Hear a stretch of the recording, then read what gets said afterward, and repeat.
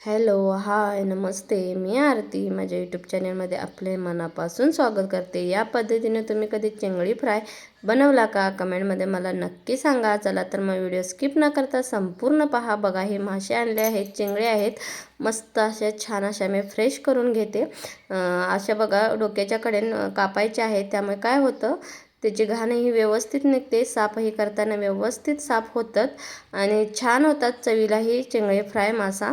लहान मुलेही अगदी आवडीने खातील. त्यामुळे व्हिडिओ स्किप न करता संपूर्ण पहा, म्हणजे तुम्हालाही कळेल मी कोणत्या प्रकारे चिंगळी फ्राय करते. आणि तुम्हीही कधी असा चिंगळी फ्राय म्हणजे ह्या चिंगळ्यांचा फ्राय बनवलात का? कमेंटमध्ये मला नक्की सांगा.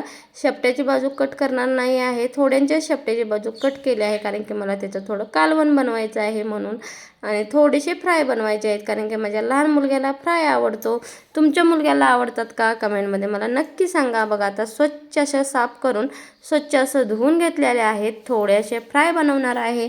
आणि तुमच्याकडे या माशाला काय म्हणतात तेही सांगा. आमच्याकडे तर चिंगळी बोलतात. तुमच्याकडे काय बोलतात कमेंटमध्ये मला नक्की सांगा.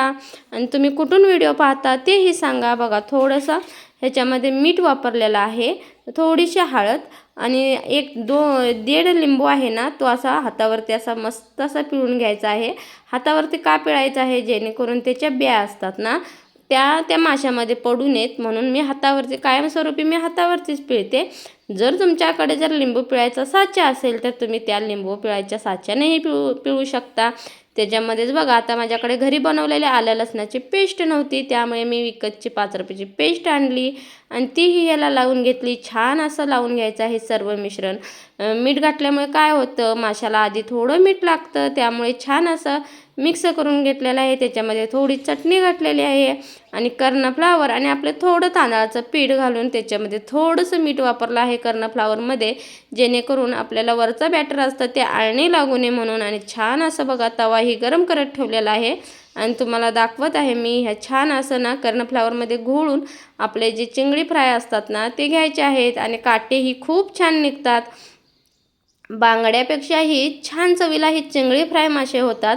तुम्ही हे घरी नक्की ट्राय करा आणि कमेंटमध्ये मलाही सांगा. ह्याच्यामध्ये ना थोडंसं जर आमसूल पावडर असेल ना, किंवा आमसूल तुमच्याकडे जर आमसूलचं पाणी असेल ना, तेही ह्याच्यामध्ये थोडंसं वापरलं का नाही तरीही चालतं. लिंबाच्या ऐवजी ते वापरलं तरीही चालतं. आणि बघा, छान असं फ्राय करून घ्यायचे आहेत, म्हणजे भाजून घ्यायचे आहेत आपले मासे. आणि माझा मध्ये थोडासा खोलगट तवा असल्यामुळे थोडं तेल मध्ये राहतं, त्यामुळे मी काय करते, आधी जे मधले आहेत ना ते साईडला करून घेते आणि जे साईडचे आहेत ते मध्ये टाकते, जेणेकरून ते मधलेही भाजतात आणि साईडचेही आपले व्यवस्थित भाजतात. तुमच्याकडे या माशांना काय म्हणतात कमेंटमध्ये सांगा. आणि तुमच्याकडे आज रविवार स्पेशल काय आहे तेही मला कमेंटमध्ये सांगा. आणि कसा व्हिडिओ वाटतो तेही मला सांगा. बघा, आता चिंगळी फ्राय मासा तुम्ही कधी फ्राय केलात का? बघा, आणि ज्यावेळेला नॉनव्हेजचं असतं ना त्यावेळेला घरात पसारा भरपूर असतो, परंतु काय करणार, रविवारचा एक दिवस असतो, मुलांना सुट्टी असते, त्यामुळे मुलंही आवडीने खातात. त्यामुळे खूप छान आणि असं थोडंसं खरपूस रंगावरती थोडंसं उलताने काय करायचं आहे, ते चिंगळी फ्रायला ना थोडंसं माशाला दाबून घ्यायचं आहे, म्हणजे त्याच्यातील आतील पाणी जे असतं ते शोषतं आणि आपला मासा 2 दिवस का असे ना खूप छान असा न फ्रीजमध्ये ठेवता करकरीत असा आपला मासा 2 दिवस राहून जातो. बघा, हा चिंगळी फ्राय मासाही राहतो.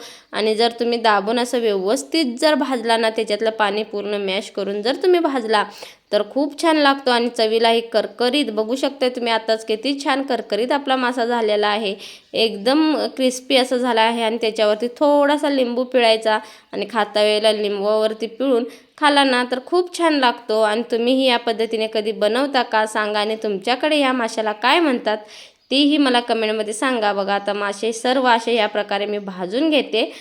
चला तर मग आज तुमच्याकडे रविवार स्पेशल काय आहे कमेंटमध्ये मला नक्की सांगा. आणि जाता आता चॅनलला जर नवीन असाल तर चॅनलला एक भेट द्या, सबस्क्राईब करा.